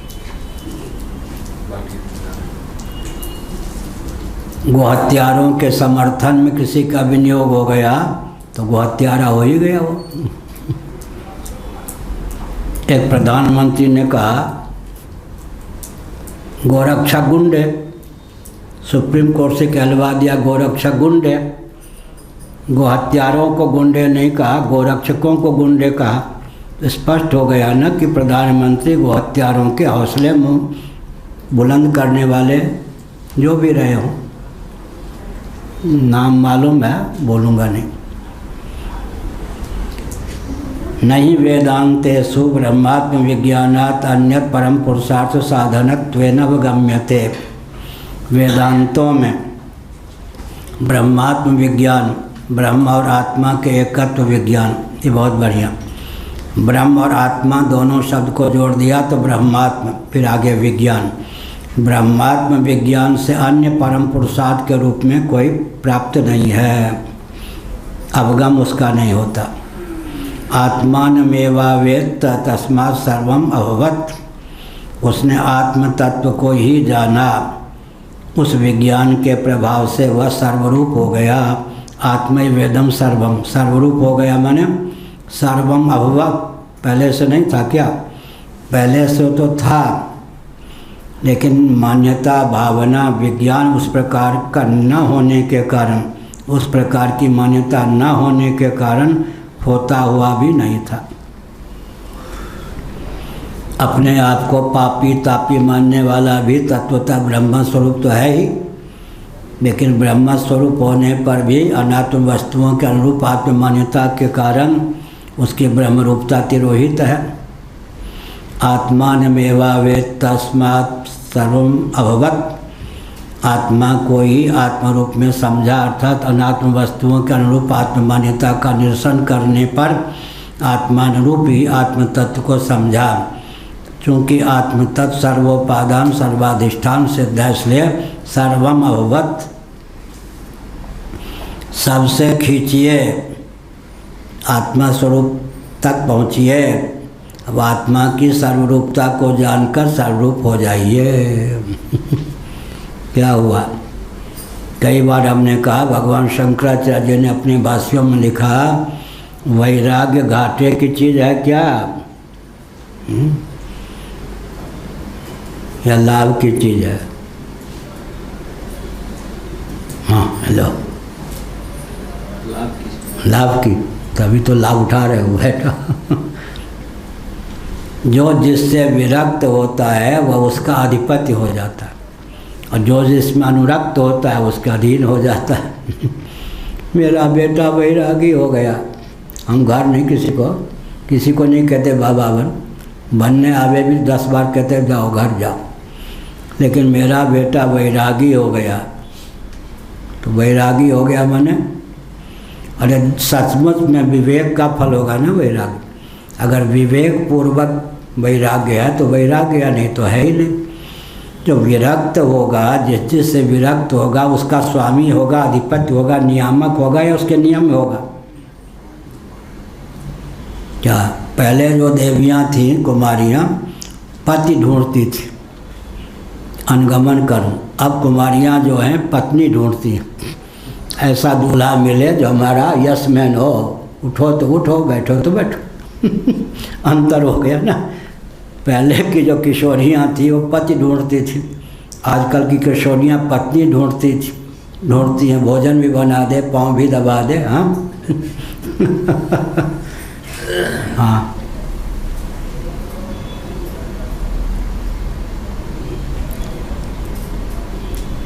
एक तीनों तिवारी, एक तिवारी थी लखनऊ में, वो हो गई मंत्री कांग्रेस के शासनकाल में। सच्ची घटना है। अब वो जब मेरे पास आती, भूख लगी है महाराज कुछ दो, भूख ही आती थी, फल वल होता दे देते। तो वो बहुत विनोदी थी, वो जानबूझकर उस क्षेत्र में जाती जहाँ उसके पति पुलिस विभाग में इंस्पेक्टर या कुछ थे। अब कहती जब मैं जाऊँ तो सैल्यूट मारना। तिवारी बड़ी जो बहुत विचित्र, एक तिवारी सब पे भारी, सच्ची घटना। तो बेचारे पति जो होते पुलिस अब उसी क्षेत्र में जहाँ जाना हो, पति क्षेत्र को ड्यूटी लगवाती, फिर पति तो ऐसे करती, फिर कहते महाराज पति से यूँ करवा लेती हूँ। तिवारी, सच्ची घटना। तो क्या हुआ, इसीलिए कहा विनियोग कहाँ हुआ, आत्मानमेवावेत्त तस्मात् सर्वमभवत् ब्रह्मविदाप्नोति परम। जो ब्रह्मवेत्ता होता, तो हमने कहा विरक्त होगा तो घाटे का रहेगा क्या? घर छोड़ने की ही बात नहीं, घर में रह कभी कोई विरक्त हो सकता। जिससे हम विरक्त होंगे उसके गुलाम होंगे, अधीन होंगे, अधिपति हो जाएंगे। इसी प्रकार पहले सब से पिंड छुड़ा करके सब नेति नेति करके आत्मरूप हो गए, आत्मा को ही आत्मरूप में जाना। बाद में जब आत्मा को आत्मरूप में जाना तो सर्वोपादान सर्वाधिष्ठान आत्म तत्व है ना, जिन सब से पिंड छुड़ाया वो सब होकर शेष रह गए, यानी घाटे की चीज़ तो नहीं है। आत्मानमेवा वेद तस्मात् सर्वम अभवत्, उसने आत्मा को ही आत्मरूप से जाना इसलिए सब कुछ हो गया। जिसको छोड़कर, जिससे विरक्त होकर, जिससे उपरत होकर वो आत्म तत्व को आत्मानुरूप जानने वाला सिद्ध हुआ, बाद में वो सब भी उसके किंकर हो गए। क्या मतलब? अध्यस्त होने के कारण क्या हो गए? आत्मा स्वरूप होकर ही शेष रह गए। इसका मतलब क्या है? घाटा नहीं। ब्रह्मविदाप्नोति परम, जो ब्रह्मवेदता है वो परम तत्व को प्राप्त होता है। उसको जो लाभ प्राप्त होता है उसके सामने कोई लाभ ही नहीं है। लाभ की कछु हरि भगत समाना, ऐसे लाभ की कछु कोई लाभ है? ब्रह्म हो गए तो सब कुछ हो ही गए, ब्रह्म बने सर्वाधिष्ठान हो गए, सर्वोपादान हो गए, तो घाटे की चीज़ तो नहीं है। स यो ह वै तत्परमं ब्रह्म वेद ब्रह्मैव भवति। घट को जानने वाला घट नहीं होता, लेकिन अपना मौलिक तात्विक स्वरूप ब्रह्म है। वह जो कि उस परम ब्रह्म को जानने वाला है वह स्वयं ब्रह्म ही हो जाता है। ब्रह्म कोई अपने से भिन्न पदार्थ का नाम नहीं, तत्व का नाम नहीं। इसका अर्थ हुआ कि जो स्वयं को अनात्म वस्तुओं से विविक्त सर्वथा अतीत ब्रह्म स्वरूप जान लेता है वह ब्रह्म ही हो जाता है, क्योंकि ब्रह्म जो है अपना आपा ही है। अपने वास्तविक स्वरूप का ज्ञान ब्रह्म ज्ञान है। लेकिन आचार्यवान पुरुषो वेद, जो आचार्यवान होता है ऐसा पुरुष साधक जीव मनुष्य जानता है, निगुरा नहीं। आचार्यवान पुरुषो वेद।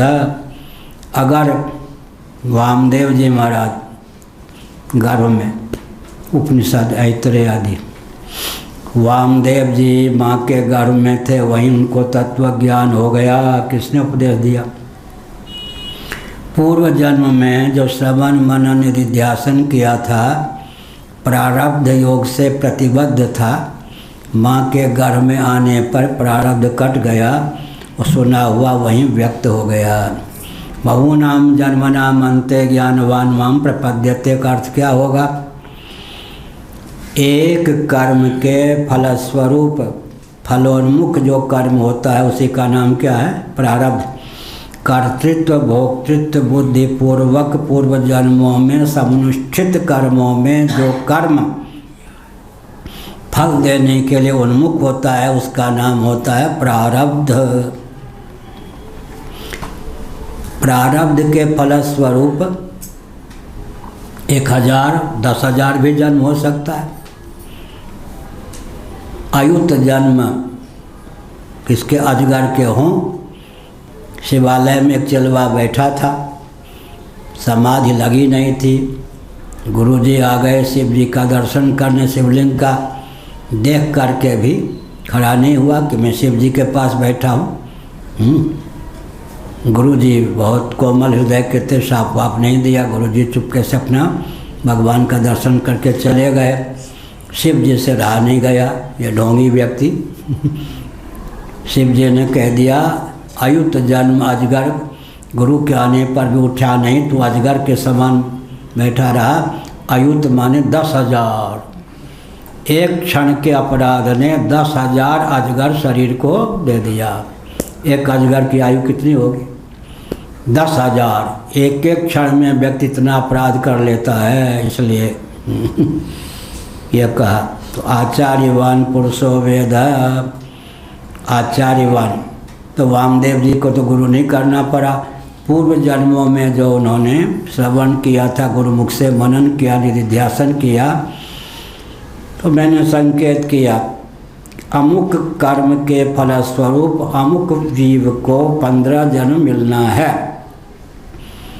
अब अगर 14 जन्मों तक वो श्रवण मनन भी करता रहेगा, वो श्रवण मनन 15वें जन्म में जाकर ही फलित होगा। अंतिम बहूनाम जन्मनाम अन्ते ज्ञानवान माम प्रपद्यते।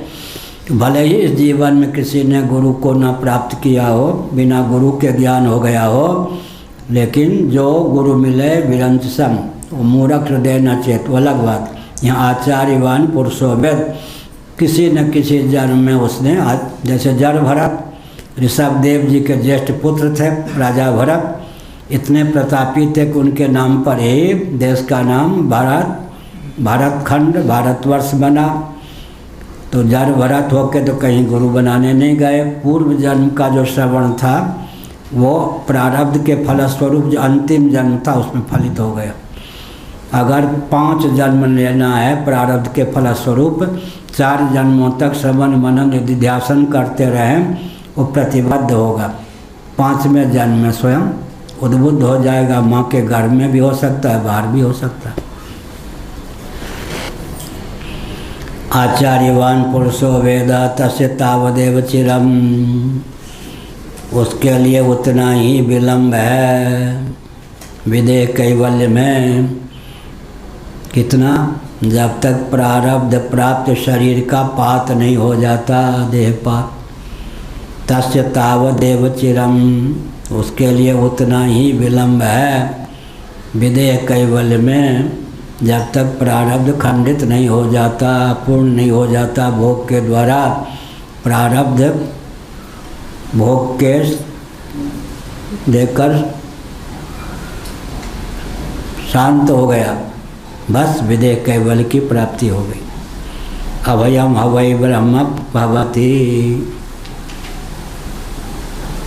जो इस तत्व को जान लेता है अभय हो जाता है, कहीं से भय नहीं होता, ब्रह्म स्वरूप होकर ही शेष रहता है। य एवं वेदा, उसमें क्या हुआ? श्रीमद् भागवत के 11वें स्कंद में भगवान का वचन है,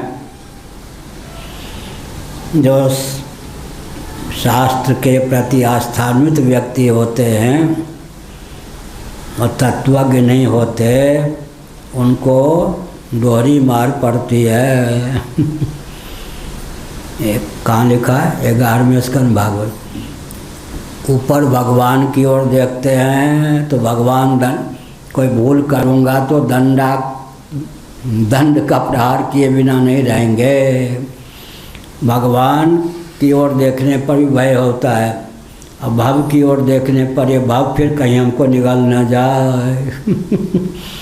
भगवान भी उसके लिए भयप्रद और भव भी उसके लिए भयप्रद। लेकिन इस व्यक्ति को, जिसने सचमुच में भगवान को आत्मा स्वरूप समझ लिया, आत्मा स्वरूप भगवान में, भगवद रूप आत्मा में प्रकृति सहित प्रपंच को अध्यस्त जानकर सर्वरूप जान लिया, उसे अब न भाव से भय रह गया न भगवान से भय रह गया। द्वितीयाद वही भयम भवति, न भगवान न यमराज के दंडे से भय होगा, न जगत से, न भगवान से भय होगा, न भव से। निर्भय हो गया। क्यों? द्वितीयाद वही भयम भवति, भगवान को सचमुच में आत्मा स्वरूप जान लिया, और भव को आत्मा में अध्यस्त जानकर आत्मा स्वरूप जान लिया। न यहाँ से भय न वहाँ से भय। जो आस्तिक व्यक्ति हैं उनको दोनों ओर से भय, वो अच्छा है ना, भूल करने से बच जाएंगे, जगत में फंस न जाऊं, और भगवान का कहीं कालदंड या दंडा न पड़े, सावधान रहें। अप्रमत्तता के लिए भय बहुत आवश्यक है। क्या? कुछ प्रमाद किया तो ऊपर यमराज का दंडा पड़ेगा, और किधर देखा तो इधर भव हमको खा जाएगा। भव से भी भय लगे, भगवान से भय लगे, तब क्या होता है? उस भय के कारण व्यक्ति का जीवन प्रमाद शून्य हो जाता है। और जब आत्मा को ब्रह्मरूप, ब्रह्म को आत्मस्वरूप जान लेता है, ब्रह्म स्वरूप आत्मा में, आत्मा स्वरूप ब्रह्म में प्रकृति सहित प्रपंच को अध्यस्त समझने के कारण सर्वाधिष्ठान, सर्वोपादान, सर्वरूप समझ लेता है। वहाँ से भय न यहाँ से भय। या एवं इत्येवमादिश्रुति सतेभ्यः। भगवान शंकराचार्य ने कहा एक दो वचन थोड़े, सैकड़ों श्रुतियों के अनुशीलन से इस प्रकार का तथ्य उद्भासित है। अभी आऊँगा।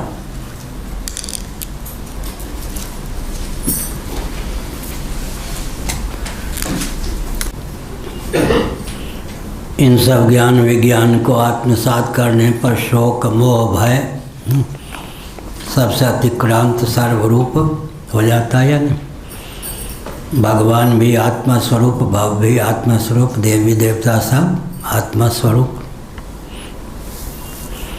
आचार्यवान पुरुषो वेद, मातृदेवो भव, पितृदेवो भव, अतिथि देवो भव, आचार्य देवो भव। आचार्य देवो भव, अतिथि देवो भव। आचार्यवान, आचार्य कौन? परंपरा से जिन्होंने वेदादि शास्त्रों का अध्ययन किया है विधिवत, वो आचार्य। उनके अनुगत होकर ही कोई व्यक्ति इस तत्व को जान सकता है। गणित इत्यादि भी बिना गुरु के समझ में नहीं आता। सबसे उत्कृष्ट, सबसे अतीत जो सबसे सूक्ष्म तत्व जो है वो बिना गुरु के कैसे समझ में आ जाएगा। फिर वो आया था पिछले साल यहीं बृहदारण्यक में। तेषामेवानुकंपार्थम अहम अज्ञानजं तमः नाशयाम्यात्मभावस्तु ज्ञान दीपेन भास्वता।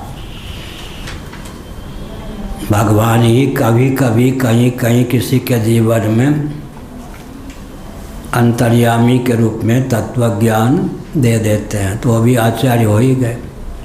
अर्जुन का सौभाग्य था कि जो परम गुरु भगवान है वही गुरु के रूप में प्राप्त हो गए। किसी के जीवन में साक्षात भगवान ही गुरु भी हो जाते। जैसा अर्जुन आचार्यवान पुरुषो वेद तस्य तावदेव चिरम, उस तत्वज्ञ के लिए ब्रह्म होकर शेष रहने में उतना ही विलम्ब है जितना कि प्रारब्ध शेष है। प्रारब्ध के शेष प्रारब्ध का भोग लेने पर देहपात हो गया और यूँ औरों के लिए अमंगल, उसके लिए मंगल हो गया। अब सदा के लिए ब्रह्म होकर ही शेष रहेगा। अभयम ही वही ब्रह्मवत्य एवं वेद। निस्संदेह जो इस प्रकार जान लेता है अपने आप को ब्रह्म स्वरूप, अभय हो जाता है। अभय हो जाता है। अभय दो ढंग से, अभय होय जो तुम्हें डराई।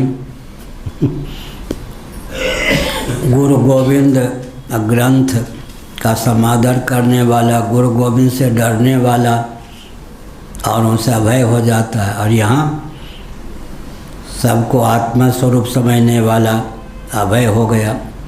ब्रह्मात्म तत्व का जिसे विज्ञान हो गया, एकत्व बुद्धि जिसके हृदय में अभिव्यक्त हो गई, वो अभय पद को प्राप्त होता है। न ऊपर भगवान से भय, न नीचे भय भाव से भगवद रूप होकर सर्वात्म भाव भावित होकर शेष रहता। इत्येवमादि श्रुति सतेभ्यः, वचनों में दरिद्रता के उपनिषदों में इस प्रकार की सैकड़ों उक्तियाँ हैं जिनके अनुशीलन से आत्मा की ब्रह्मात्म रूपता, ब्रह्म स्वरूप आत्मा में, आत्मा स्वरूप ब्रह्म में प्रकृति सहित प्रपंच की अध्यक्षता का विचार किया गया है।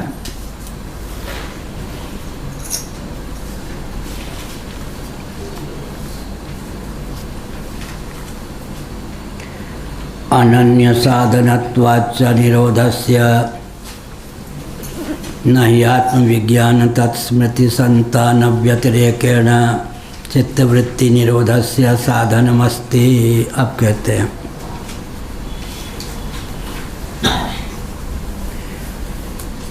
योग क्या है? चित्तवृत्ति का निरोध। लेकिन चित्तवृत्ति निरोध में भी तो ज्ञान ही साधन है।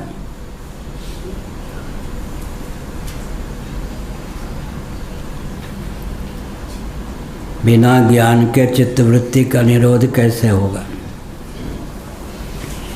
पहले तो चित्त का ज्ञान हो, फिर चित्तवृत्ति का ज्ञान हो, फिर चित्तवृत्ति के निरोध का ज्ञान हो, फिर समाधि का अभ्यास हो, तब ऐसा बालक बनेगा। तो यह कहा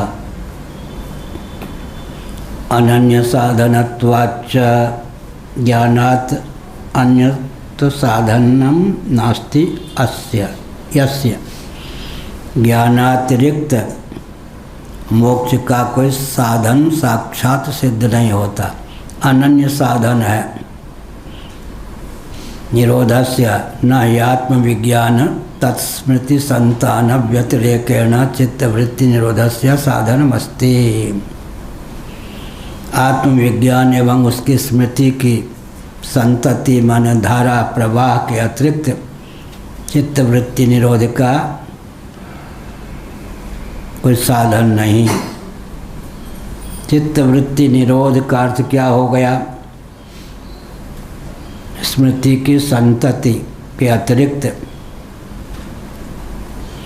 यहाँ पर चित्त सोहमस्मृति वृत्ति अखंडा दीप शिखा सोई परम प्रचंडा। निरोध के दो अर्थ हो गए।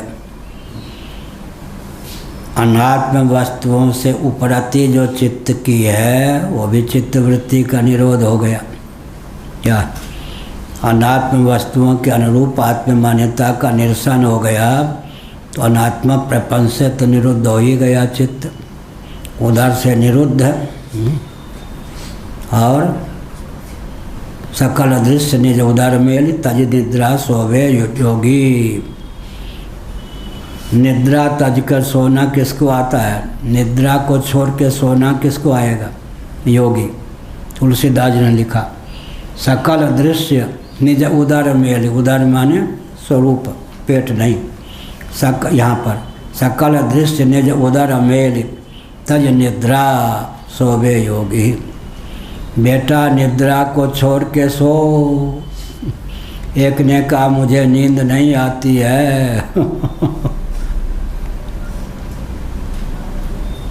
तज निद्रा सोवे योगी। निद्रा को छोड़ के सोता है, समाधि का लक्षण हुआ है ना। योगी सोता है, लेकिन योगियों का सोना, संसारी व्यक्तियों का सोना, उसमें क्या अंतर हो गया? निद्रा को तज करके योगी सोते हैं। निद्रा समाधि स्थिति ही यह। निद्रा भी उनके लिए समाधि है। निद्रा को छोड़ कर सोना का मतलब समाधिस्थ रहना। निद्रा समाधि स्थिति, निद्रा भी समाधि स्थिति है। क्योंकि स्वरूप बोध के बाद जो निद्रा होती है, निद्रा के सारे लक्षण, सुषुप्ति के सारे लक्षण चरितार्थ होने पर भी, आकलन करने पर उनकी जो सुषुप्ति होती है समाधि होती है। क्यों? अग्रहण और अन्यथा ग्रहण दो चीज़ है। अग्रहण और अन्यथा ग्रहण। आत्मा को आत्मा के रूप में न जानना क्या है? अग्रहण। और अनात्म वस्तुओं के अनुरूप जानना क्या है? अन्यथा ग्रहण।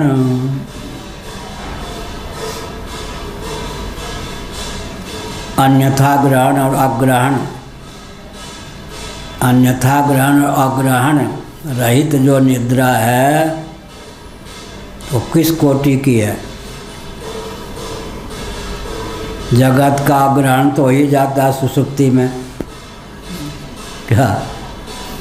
और अन्यथा ग्रहण होता भी नहीं। लेकिन अन्य लोगों की जो सुषुप्ति है, अन्यथा ग्रहण के गर्भ से निद्रा निकलती है। यह अन्यथा ग्रहण और अग्रहण स्वरूप का अग्रहण नहीं है। स्वरूप का ग्रहण हो करके जो नींद है वो समाधि है। स्वरूप को स्वरूपानुरूप जानने के बाद अनात्म वस्तुओं के अनुरूप आत्म मान्यता का निरसन हो जाने पर अग्रहण अन्यथा ग्रहण दोनों से विमुक्त जो निद्रावस्था है तत्वज्ञों की, वो समाधि है।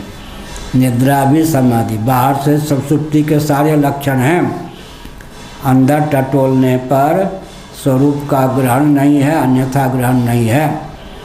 या प्रपंच का ग्रहण तो होता ही नहीं, लेकिन स्वरूप का ग्रहण भी नहीं है। स्वरूप ग्रहण के बाद जो प्रपंच का ग्रहण है वो निद्रा है, तो निद्रा भी समाधि ही है। तत्वज्ञों की निद्रा भी समाधि है।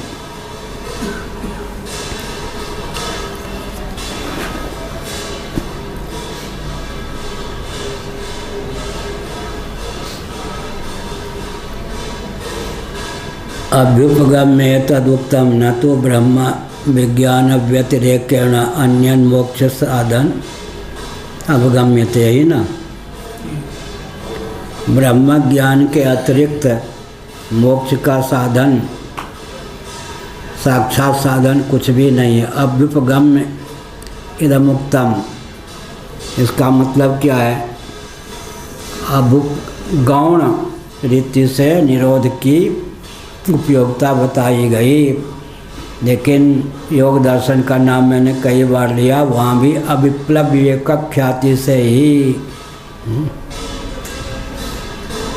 अब देखो योग दर्शन को ढालेंगे वेदांत में, कैसे ढालेंगे? योग दर्शन को अविप्लव विवेक ख्याति से ही योग दर्शन। क्या हुआ? योग दर्शन को वेदांत में कैसे डालेंगे?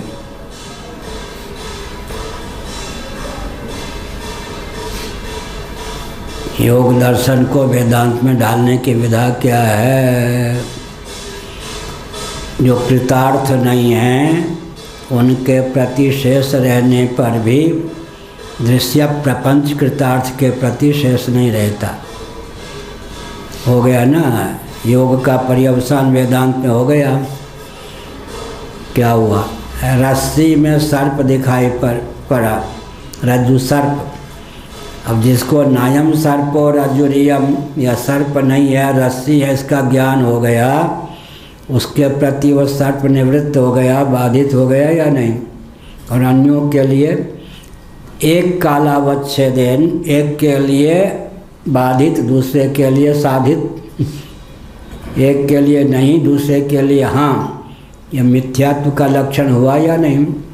तो योग दर्शन में क्या कहा गया है? योग दर्शन में कहा गया कृतार्थों के प्रति दृश्य प्रपंच विलुप्त हो जाने पर भी अकृतार्थों के प्रति बना रहता है। सीधे हो गया वेदांत में तात्पर्य किसका? योग दर्शन का विलय। कहाँ लिखा है? वही शंकराचार्य का जो योग दर्शन पर भाष्य है, शंकराचार्य के नाम से, या आदि शंकराचार्य का हो तो हमें क्या आपत्ति। वहाँ कहा एक ही वस्तु, एक के लिए हाँ, एक के लिए ना। कृतार्थ के प्रति दृश्य का विलोप हो जाने पर भी अकृतार्थों के प्रति दृश्य बना रहता है। इसका अर्थ क्या हुआ? योग दर्शन सीधे वेदांत में विलीन हो गया। ओम पूर्णमदः पूर्णमिदं पूर्णात् पूर्णमुदच्यते पूर्णस्य पूर्णमादाय पूर्णमेवावशिष्यते। ओम शांति शांति शांति। श्रीमद् जगद्गुरुशंकराचार्य भगवान की जय, धर्म की जय, अधर्म का नाश हो।